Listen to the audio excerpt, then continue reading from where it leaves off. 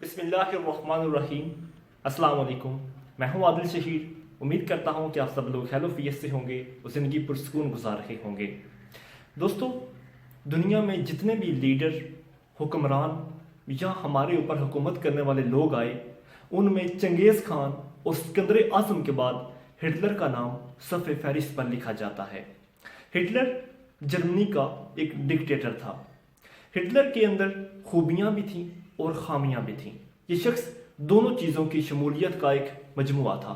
مثلا اس کی خوبیوں میں یہ شامل تھا کہ یہ کبھی شراب نہیں پیتا تھا، یہ کبھی کلب نہیں جاتا تھا، یہ شخص کبھی سگریٹ نہیں پیتا تھا۔ اس شخص کو آج تک کسی نے بھی کسی بھی قسم کے گناہ میں ملوث نہیں دیکھا تھا۔ اس کے علاوہ اس شخص کا پوری زندگی کوئی بینک اکاؤنٹ کسی بھی بینک میں کسی بھی ملک میں اس نے نہیں کھلوایا تھا، اور سب سے آخر میں اس کی پوری زندگی میں ایک ایکڑ یا ایک مرلہ زمین بھی جسے کہتے ہیں وہ بھی اس کے نام پر شائع نہیں ہوئی یا کوئی ایسا سکینڈل نہیں بنا۔ اب خامیوں کی بات کرتے ہیں۔ یہ دنیا کا سفاک ترین، ظالم ترین اور انتہائی شدت پسند ایک ڈکٹیٹر تھا۔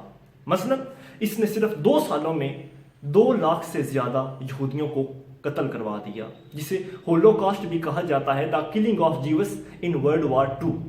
اس کے علاوہ یہ انتہائی شکی اور شدت پسند آدمی تھا۔ یہ جب جرمنی کا ڈکٹیٹر بنا تو اس نے تمام سیاسی پارٹیاں اور تمام میڈیا کو اپنے انڈر لے لیا، اور اس نے اپنے مرنے تک اتنی کہرام مچائے کہ یعنی کہ پوری جرمنی کو اس نے لہو لہان کر دیا، اور جرمنی کو اس نے 2 حصوں میں تقسیم کر دی، یعنی جرمنی، ویسٹ جرمنی اور ایسٹ جرمنی کے اندر۔ اب بات کرتے ہیں ہٹلر کے شروع کی زندگی کی۔ کہا جاتا ہے کہ اگر ہٹلر کی زندگی میں ایک واقعہ رونما نہ ہوا ہوتا تو ہٹلر کبھی ہٹلر نہ بنتا۔ مثلا اس کے بارے میں کہا جاتا ہے کہ یہ شخص جب پیدا ہوا تو بہت غریب گھرانے میں پیدا ہوا۔ اس کا باپ جو تھا وہ جونیئر کلرک کی نوکری کیا کرتا تھا۔ اس کے بعد جب یہ اسکول میں اس نے ایڈمیشن لیا تو میٹرک سے پہلے ہی یہ فیل ہو گیا، لہذا اس کے فیل ہونے کی وجہ سے اس کو 6 سال تک کلی کے طور پر جرمنی کے ایک ریلوے اسٹیشن کے اوپر نوکری کرنا پڑی۔ اسی ریلوے اسٹیشن کے دوران ہی اس کی ملاقات ایک پروفیسر سے ہوئی، اور اس پروفیسر نے ہی اس کو زندگی گزارنے کا ایسا گر سکھا دیا کہ ہٹلر بن گیا۔ مثلا وہ گر کیا تھا؟ اس نے ایک مرتبہ اس پروفیسر سے پوچھا کہ پروفیسر صاحب، مجھے خوف بہت آتا ہے۔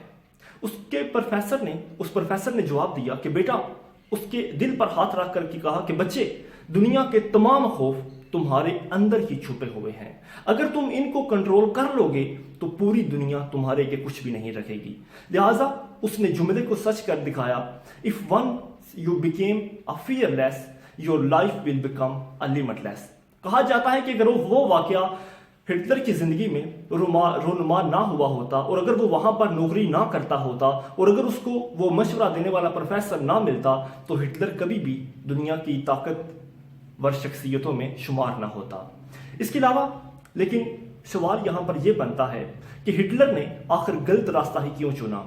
کہا جاتا ہے کہ اللہ تعالیٰ جب انسان کو پیدا کرتا ہے تو اس کے اندر 2 قسم کی صلاحیتیں ہوتی ہیں، اچھا کرنے کی بھی صلاحیت اور برا کرنے کی بھی صلاحیت ہوتی ہے، لیکن یہ اس کے اوپر ڈیپینڈ کرتا ہے کہ وہ اپنے اندر اچھائی کو زیادہ نمودار کرتا ہے یا برائی کو زیادہ نمودار کرتا ہے۔ لیکن ہٹلر نے اس اپنے پروفیسر کی اس مشورے کو غلط سمت میں استعمال کر کے اپنے اندر جو بری طاقتوں کا استعمال زیادہ کیا، اور یوں اگر ہٹلر نے اسی چیز کو مثبت طرف استعمال کیا ہوتا تو یوں ہٹلر کی وجہ سے اتنا دنیا میں قہرام یا اتنے حملے اور اتنی جانیں ضائع نہ ہوئی ہوتی۔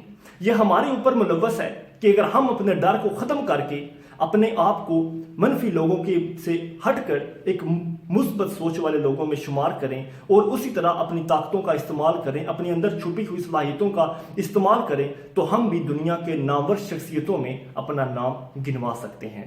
بات ہے صرف آپ کے اندر کے ڈر کو ختم کرنے کی۔ بہت شکریہ۔